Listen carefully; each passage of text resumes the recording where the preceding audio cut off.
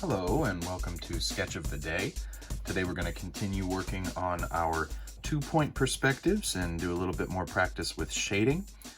This time we're looking at this shape right here, and this is going to add just a little bit more detail to the lines and edges that we had to figure out on our last sketch.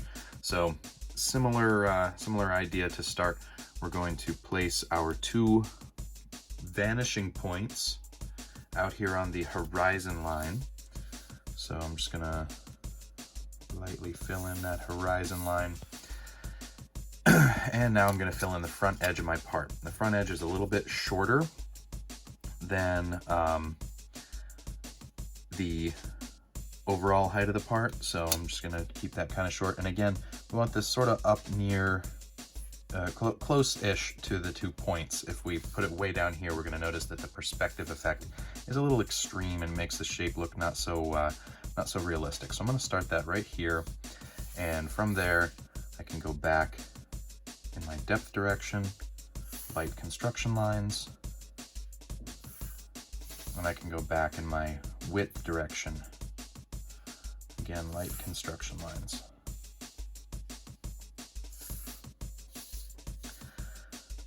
So I'm going to be going a little further back in the width direction than I am in the depth direction. So I'm going to take that edge back to about here. And also this edge is going to be a little bit taller than this one up front is. So this is the back edge of my shape. I'm going to fill that in dark because it's an object line. Now I can darken up this bottom edge, but I'm not going to do the top one yet, because I still need to figure out where that little step is going to happen. Before I do that, I want to fill in this width line, because it's important that I put that at the right angle. So going from my vanishing point to the end of that line right there where it's going to start, I can take a construction line forward, and now that width line is at the right angle. Get that height line filled in and darken up the width line, and I can darken up this width line too. Okay, now back in the depth direction, I'm going to cut this one off right here and fill in, or darken up rather, the depth lines for this lower step.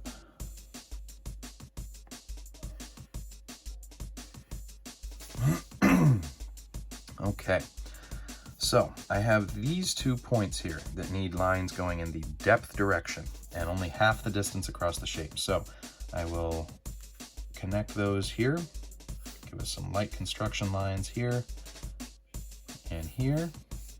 I'm going to also fill in the depth edge from this interior corner down here. And that one's going to go all the way across the shape. Now from that point, I can go back in the width direction towards that vanishing point, and I'm only going to go until I hit the other edge where this line should stop. So construction line for now, but that's where that stops, because that is where those 2 edges meet. Now I can darken that up, and I can darken that up, and I have a new point that I can take up in the upward direction. This one's going to be going up a little bit higher than my other step. Okay. So, depth line. This is going to need to go from my vanishing point past this vertical line a bit. Then my width line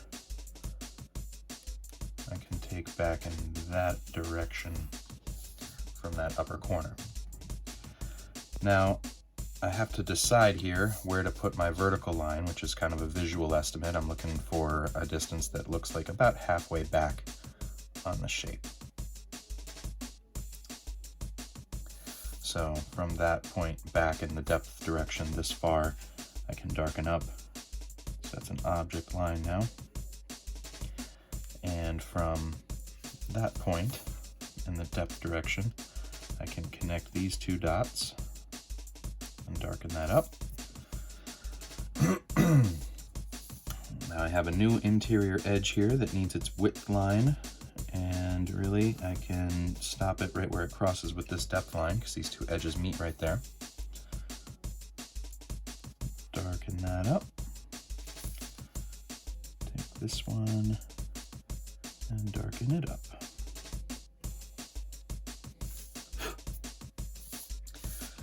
Now I have a new corner, and the only direction to go from here is up. So I did that as a construction line because I want to go from this, because it needs to meet with this width line that comes off of this front corner, and I need to take that back towards the vanishing point, so I don't want to darken it up until I figure out where those should meet. Those meet right here. Darken, darken, and now I have my last corner point that I can connect with my depth vanishing point. And I'll fill that in right at the point where it crosses with this other width line over here. So as my surfaces get higher up, get closer to the horizon line on my page, they get slimmer. They get to the point where we are looking at them from a steeper angle, so we don't see as much of them directly, versus down here where we are looking much more directly at these surfaces, and so we can see the broad sides of them. This top facing surface here is just almost invisible, but we can still see it a little bit. So I'll take away some of these construction lines. With objects like this one that are mainly made up of rectangles, it can be a good strategy to use just to, follow lines until we meet corners one at a time, and then ask yourself, what direction can we go from that corner? If I started at this point and I drew my line back to this point, where can I go? Up is the only real answer. And then when I get to that point, where can I go? I can go back in the width direction this way, or I can go forward in the depth direction this way. Those are my two choices. So each time you draw a line and you reach the end of that line, you have a new decision to make. What's next? What is the next line I should put on my page? And if your shape has you limited to just those 3 dimensions in space, height and width and depth, then the decision should be pretty easy. You only have 2 choices. It's not going to be the direction that you just went, so it's going to be one of the other 2. The only question then is forward or back from that point. And slowly things start to come together, and you can figure out where intersections are supposed to happen by filling in all of the lines that get you to that point, and then it's almost just a natural result of drawing in the other lines. So continuing with our work on shading, now we have a couple more surfaces to look at than our last exercise. So once again, I need to establish a light source first, and I'm going to put my light source up here, shining down in that direction. So it's going to hit my top surfaces most directly. It's going to hit my right side surfaces sort of medium style, and it's going to hit my front facing surfaces the least. So these front facing surfaces are going to get the darkest shading. Again, trying to keep this even and uniform and avoid overlap where I get those extra dark colored little scruffy looking bands that result from overlapping your strokes while you're shading. Trying not to do that. Going over my lines a little bit. I'll have to clean that up afterwards. Yep. And now my right facing surfaces are going to get sort of the lighter shading treatment. I find it easier to just lay my pencil tip almost completely on its side. I think it's easier to control and easier to keep light pressure on it. And I am barely pushing on the paper at all here. Mostly just using the weight of the pencil to do this light shading.